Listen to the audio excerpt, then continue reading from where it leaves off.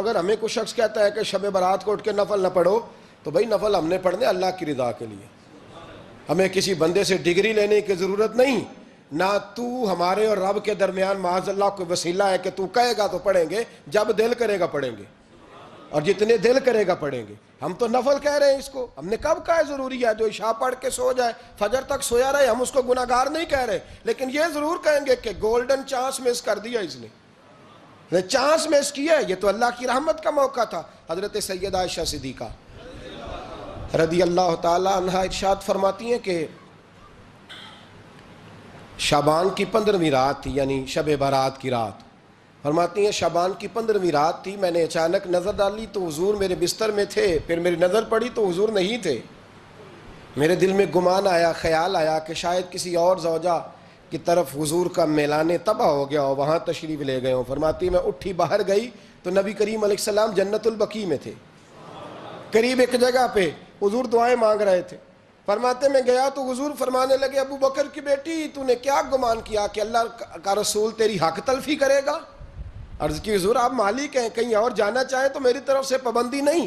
کہتی ہے وہاں کھڑے کھڑے میرے رسول کریم نے بیان فرمایا، یہ ترمذی کے لفظ ہیں، حضور نے فرمایا عائشہ یہ شعبان کی 15ویں رات ہے، مدینے میں سب سے زیادہ بکریاں بنو کلب کا قبیلہ پالتا تھا، فرمایا آج کی رات بنو کلب کے قبیلے کی بکریوں کی تعداد کے مطابق اللہ میری امت کے لوگوں کی بخشی فرما دے گا۔ یہ وہ رات ہے۔ جناب عائشہ صدیقہ رضی اللہ تعالیٰ عنہ نے بات رات کو سنی تنہائی میں نبی پاک سے، رات کو تنہائی میں حضور سے سنی، سویرے جناب عائشہ نے کل امت کو بتائی۔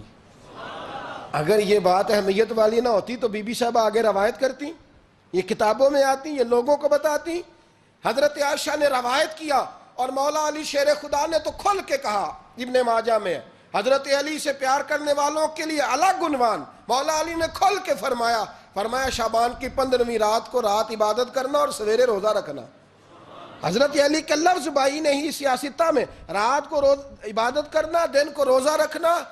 ویسے تو رب کریم ہر روز تہجد کے وقت پہلے آسمان پر نزول اجلال فرماتا ہے اور لوگوں کو فرماتا ہے کوئی بخشش مانگنے والا؟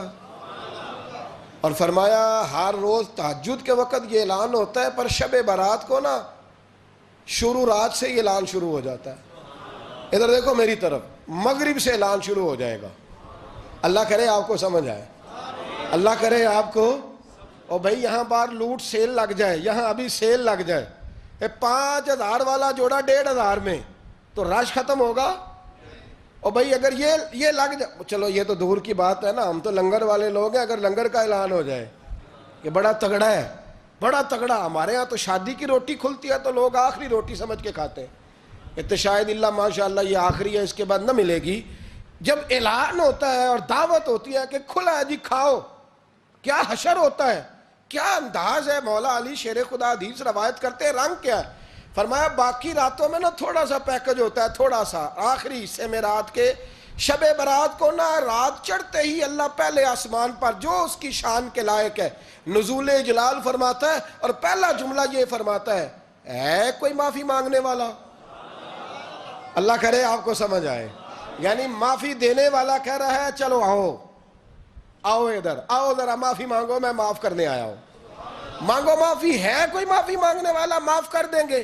اور آپ فرماتے ہیں ہے کوئی رزق مانگنے والا؟ وہ جو بڑی درخواستیں دیتے پھرتے ہیں نا مختلف اداروں میں، وہ ایک درخواست نا کل شب برات والی رات بھی دیں۔ اللہ کرے آپ کو سمجھ آئے۔ وہ جو کہتے ہیں نا بڑی بڑی کمپنیوں میں نے اپلیکیشن جمع کرائی ہے تو کہیں کام نہیں بن رہا تو نسخہ دے رہا ہوں، ایک اپلیکیشن کل رات بھی جمع کراؤ انشاءاللہ کام بن جائے گا۔ اور میں نہیں کہہ رہا، مولا علی شیر خدا فرما رہے ہیں، اور وہ خود نہیں فرما رہے، وہ نبی پاک کا فرمان نقل کر رہے ہیں، اور وہ رسول اللہ صلی اللہ علیہ وسلم کی بات نہیں بیان کر رہے، وہ کہتے ہیں رب فرماتا ہے کوئی روزی مانگنے والا؟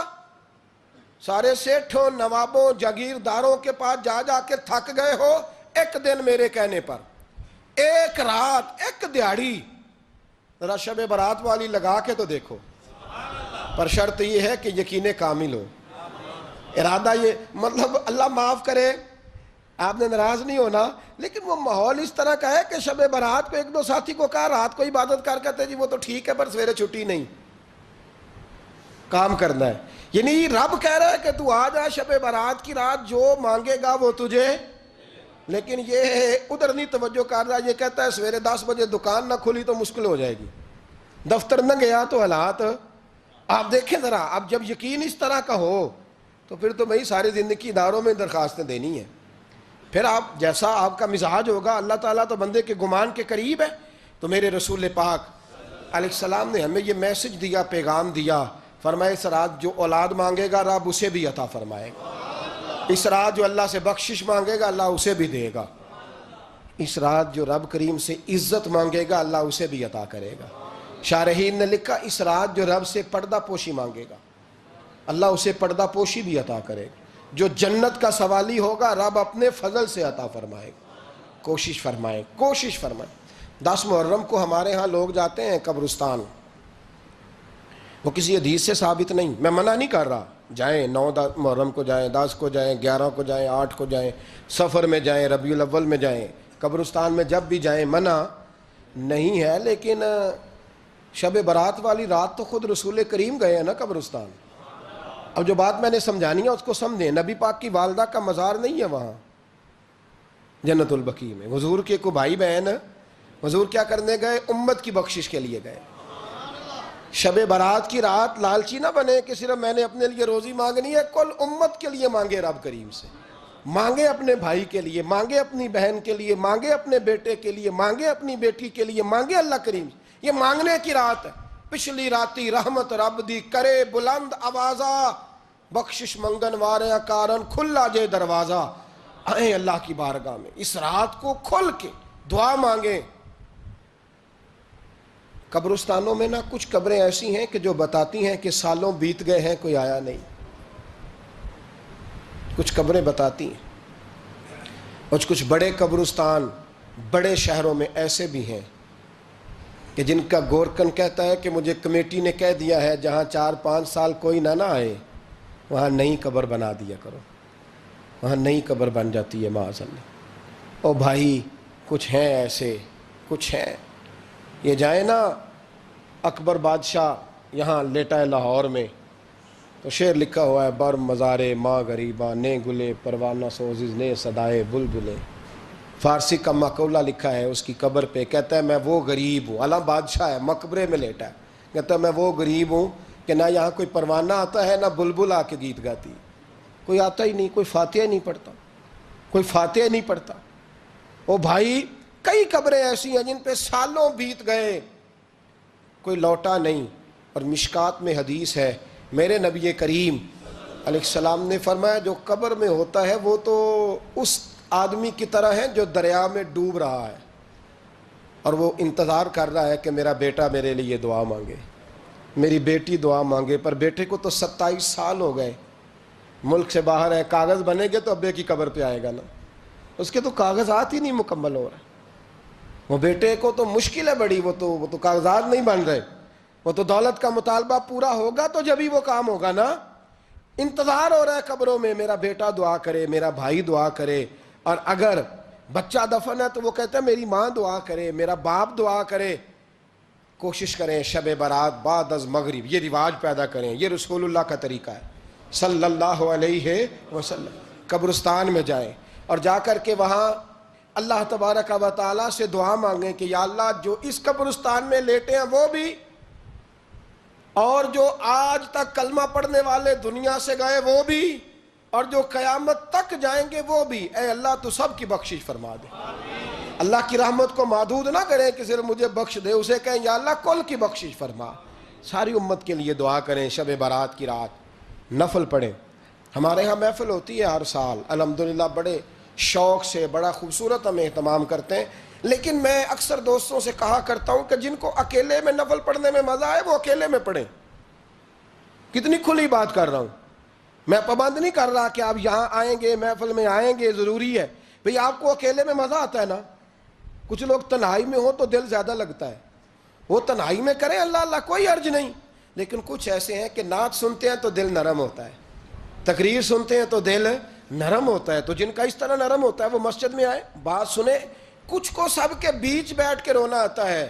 حضرت سعدی شرازی فرمایا کرتے تھے کچھ لوگوں کے آنسو مجھے رلا جاتے ہیں. فرماتے ہیں کچھ کی آنکھیں دیکھ کے رو پڑتا ہوں, لہٰذا میں جب بھی ذکر کرتا ہوں محفلوں میں بیٹھ کے کرتا ہوں. تنہائیوں میں مجھ سے نہیں ہوتا, تو جس سے نہیں ہوتا وہ آئے نا, مسجد میں آئے, رات عبادت کریں. کل مغرب سے پہلے پہلے کام سمیٹ لیں سارے, اور مغرب کے بعد یہ رات شروع ہوگی, مغرب کے بعد ایک چھٹی کر لو اللہ رسول کے لیے. کر لیں گے انشاءاللہ تعالی ایک چھٹی. اور توبہ کی رات ہے یہ, توبہ کرنی ہے. توبہ کس کو کہتے ہیں؟ توبہ کا معنی ہے پچھلے گناہ پر پچھتانا, شرمسار ہونا. کہتے نہیں اے کاش میں نہ کرتا, اور وہ لفظوں میں نہیں, جملوں میں نہیں, توبہ رٹی رٹائی نہیں.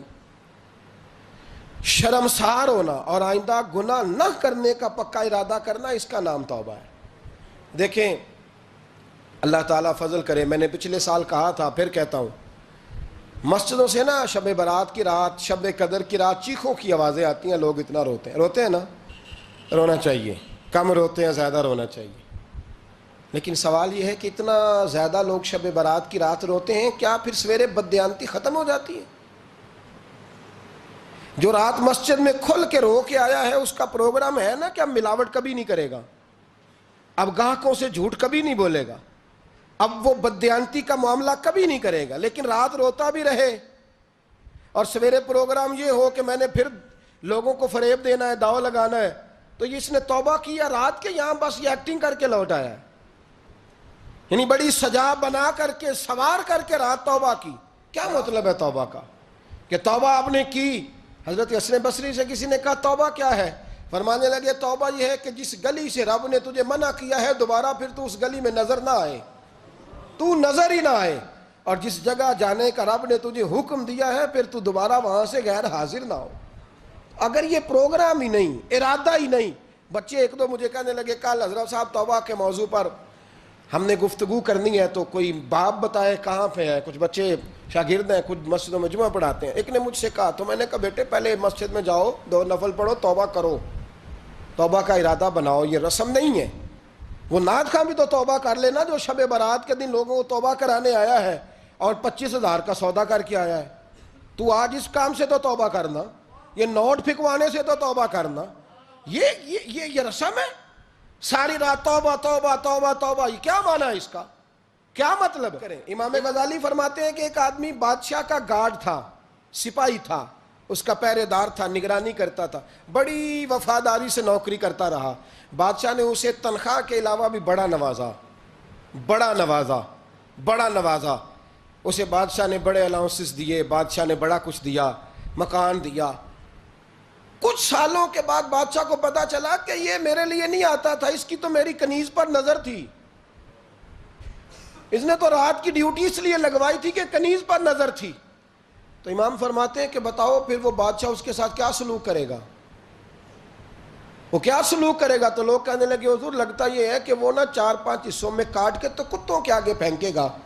آپ فرمانے لگے میرا رب تو بڑا ہی کریم ہے, وہ تو ایسے نہیں کرتا. لیکن بتلاؤ اگر اسے پتا چلے کہ یہ رسم کے لیے آیا ہے, اس کی تو نظر ہی مال پہ ہے, یہ تو سویرے بدلے گا نہیں, یہ تو دھوکہ دے رہا ہے, یہ تو توبہ کرنے آیا ہی نہیں, اس نے تو ڈھونگ رچایا ہے, اسے تو پہلے سے خبر ہے. تو پھر تم کیا امید رکھتے ہو؟ پھر کیا رویہ رکھتے ہو؟ شب برات کی رات دھاڑے مار مار کے رونا اور صبح اسی طرح دھوکہ دینا, اسی طرح فریب کرنا, اسی طرح جھوٹ بولنا, اسی طرح بددیانتی کرنا, اسی طرح لوگوں کو لوٹنا. تو یہ رسم نہیں ہے توبہ. توبہ تو بدل جانے کا نام ہے, توبہ تو پھر سنور جانے کا نام ہے. توبہ تو اس طرح ہے جس طرح حضرت ابراہیم ابن ادھم نے کی تھی. وقت کے بادشاہ تھے, بادشاہ جب توبہ کی تو پھر ہر چیز چھوڑ دی, پھر مال لوگوں میں بانٹ دیا اور پھر ٹاٹ کا لباس پہن کر زندگی گزاری. لوگوں نے کہا حضور یہ تبدیلی ہے. فرمایا تبدیلی نہیں, یہ میری توبہ ہے, یہ میری توبہ ہے. جب توبہ کی تو پھر بدل کے کی, جب توبہ کی تو پھر تبدیل کیا آپ نے. یہ کیا توبہ ہوئی؟ ساری رات روتے رہے, سویرے دکان پہ جا کے پھر قسم اٹھائی کہ مجھے تو پڑتا ہی 11,000 کا ہے. یہ توبہ ہے؟ تو آپ نے اور میں نے توبہ کرنی ہے تو انشاءاللہ تعالیٰ اس طرح کرنی ہے کہ پھر 15ویں شعبان کو بدل جائے. یہ جو موقع آتے ہیں نا شب برات کے, شب قدر کے, یہ بنیادی طور پر اللہ تعالیٰ کی طرف سے دی ہوا موقع ہوتا ہے کہ چلو تمہیں چانس دیتے ہیں، تمہیں چانس دیتے ہیں، پابندی کوئی نہیں، لیکن رب کی طرف سے نا موقع ملتا ہے، چلو تمہیں ایک موقع دیتے ہیں، چلو اپنے آپ کو کلیئر کر لو، تمہیں موقع دیتے ہیں، یا اللہ کیا کرے، کچھ بھی نہیں، آ کے نا سچے دل سے 2 رکعتیں پڑھ کے توبہ کرو، عرش کا مالک پچھلے سارے ہی معاف کر دے گا، کچھ بھی نہیں، آؤ موقع ہے۔ ان لوگوں کی باتوں پہ نہ جائیں جو بلا وجہ پریشان کرتے ہیں، ہمیں بھی روز ہی سوال آتے ہیں، دل نہیں کرتا، کچھ باتیں ایسی ہیں جو کرنے کو طبیعت نہیں چاہتی، میں کروں گا بھی نہیں۔ لوگوں کو شب برات کا حوالہ بھی نہیں مل رہا، حالانکہ ترمذی شریف میں حدیث موجود ہے، صحاح ستہ کی روایت ہے، ترمذی میں موجود ہے۔ پہلے کہتے ہیں صحاح ستہ سے دکھاؤ، جب صحاح ستہ سے مل گئی تو اب اور کدھر جانا ہے؟ اور ابن ماجہ میں موجود ہے مولا علی کی روایت، اور ذرا ترتیب دیکھیے گا، یہ ترمذی کی حدیث ہے، اور امام ترمذی نے تو پورا باب باندھا ہے 15ویں شعبان پر، پورا باب۔ اب تمہاری مرضی ہے، اگر تم نئی بات کو سمجھنا چاہتے۔ اور مجھے پتا کیوں یہ شب برات کیا لگتا ہے، مجھے کبھی کبھی یوں لگتا ہے کہ رب فرماتا ہے کہ رمضان سے 15 دن پہلے ہی پکی سچی توبہ کر لے، تیاری کر، پاک صاف ہو جا، تاکہ جب رمضان آئے نا تو پھر تجھے پاک ہونے کی ضرورت نہ پڑے، بس پھر تو آتا جائے اور میں تیرے اوپر رحمتیں نچھاور کرتا جاؤں، بس تو پہلے ہی تیاری کر، 15 دن پہلے ہی، 14 دن پہلے تیار ہو جا۔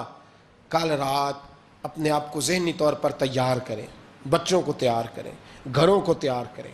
اب جب مہمان آتے ہیں نا بڑا کچھ کرتے ہیں، شب برات آئے تو مصلے ایک دفعہ دھویا کریں، ایک دفعہ مصلے دھویا کریں۔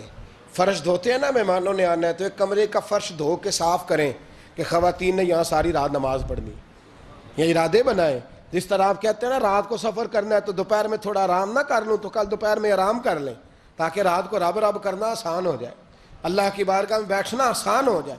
مکمل طور پر ذہنی طور پر اپنے آپ کو تیار کریں۔ یہاں بھی محفل ہوگی انشاءاللہ، عشاء کے متصل بعد شروع ہو جائے گی، 12 بجے تک محفل چلے گی، پھر 12 بجے کے بعد نماز تسبیح پڑھی جائے گی، پھر 1 بجے پھر دوبارہ آپ کو اجازت دی جائے گی، کوئی انفرادی طور پر گھنٹہ سوا اپنی الگ سے کوئی عبادت کرنا چاہے تو وہ تب بھی ممکن ہو، جیسے آپ کو موقع بنے۔ میں کہہ چکا ہوں، لیکن وقت ضائع نہ کرنا، گولڈن چانس ہے، اس کو مس نہ کرنا، یہ شب نجات ہے، اس کے ضرور قریب جانا۔ رب کریم سمجھنے کی توفیق عطا فرمائے۔ آخر دعوایا ان الحمدللہ رب العالمین۔